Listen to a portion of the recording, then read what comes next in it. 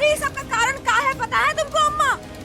ये सब इसलिए हो रहा है काहे कि ये लड़की ने ना हमारी बहू ई ने कार्तिक का दवा का डोज कम कर दिया है। ई कारण हमारा बेटुआ अपने आप पर ना नियंत्रण खो बैठा है।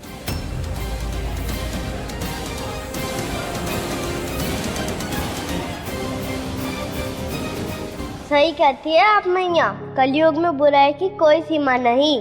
देखा ना आपने कैसे दीदी ने अपनी युक्ति से जीजू की रक्षा की। यही तो एक सबल व्यक्ति की पहचान है शैशव। मुश्किल से मुश्किल समय में भी धैर्य ना खोना। वैष्णवी दीदी की ये विशेषताएं उर्मिला काकी को क्यों नहीं दिखाई देती? उनके प्रयासों की सराहना करने की बजाय वो हमेशा दीदी पर ही दोष मरती है। अब क्या नया षड्यंत्र रच रही है ये? एक सत्यवान को उसकी मार्ग में कितनी भी कठिनाइयां क्यों ना सहना पड़े, उनका नेक आचरण और सरल स्वभाव हर मार्ग पर किसी ना किसी सहायता को आकर्षित कर ही लेता है शैशव।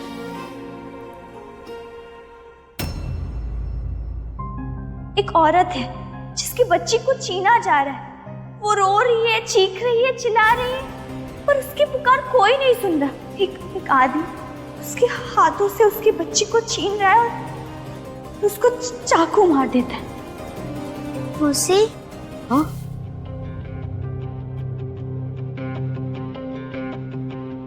मौसी ये क्या है? दोनों हाथ की नाप तो एक ही होगी। अरे हाँ, माफ करना बेटा, आज मन थोड़ा परेशान है। हो गया तुम्हारा। हाँ, मम्मी से कहना कि त्योहार से पहले बना के दे देंगे। जाओ।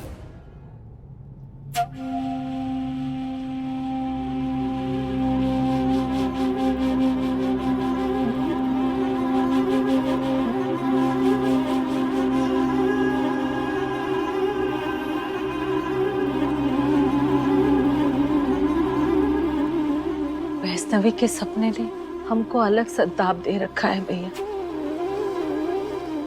इतने कोमल हृदय वाली बिटिया को इतने भयानक सपने। पता नहीं हमको कि उन सपनों के रहस्य का पता कैसे लगाए। बहुत दिनों बाद हमरे बिटिया और कार्तिक बाबू की जिंदगी में खुशहाली आई है भैया, और हम बिल्कुल भी नहीं चाहते कि उनके जीवन में फिर से कोई दुख आए। पर हमको समझ में नहीं आ रहा है क्या करे हम। हमको कोनो राह दिखाओ भैया, कोनो रास्ता दिखाओ हमको।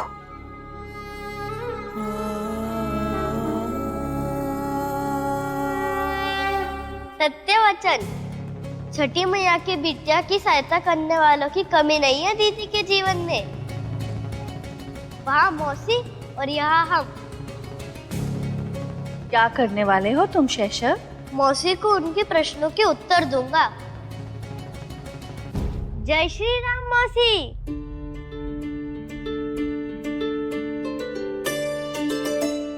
अरे सेसु,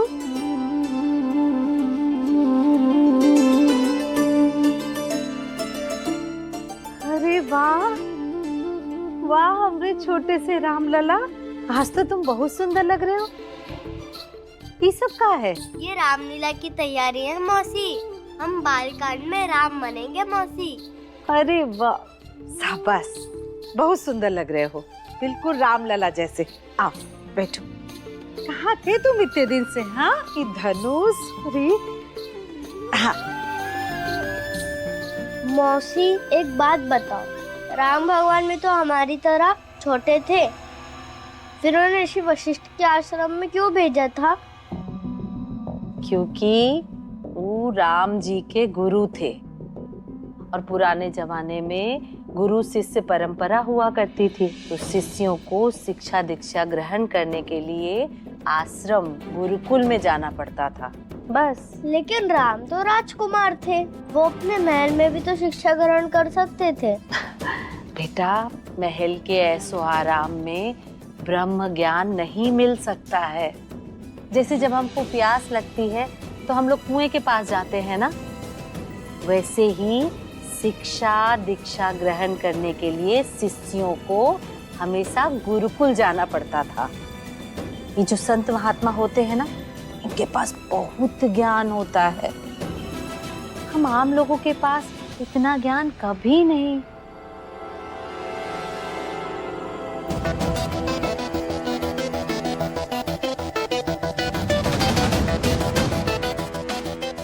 हाँ? अरे सेसु, अरे तुम तो हमें सारी समस्या का हल ही बता दिए। अब हमको पता है कि हमको अपनी बिटिया की सहायता कैसे करनी है। वाह सेसु, वाह। जय हो छठी मैया। जय हो छठी मैया।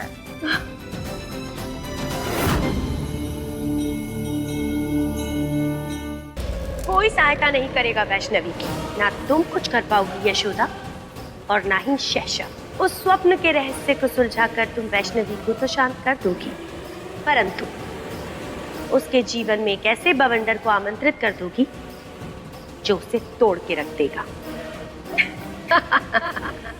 2 गोली दिया करते थे हम, 2, फिर भी आपा खो दिया करता था ये अपना।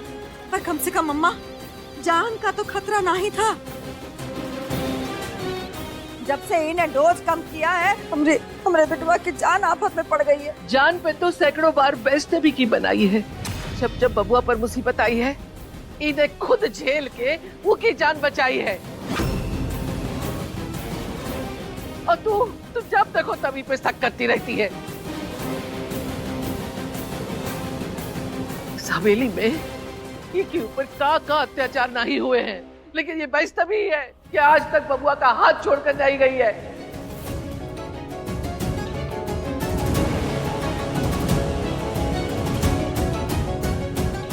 और तुम सब नजरिए का फर्क है अम्मा।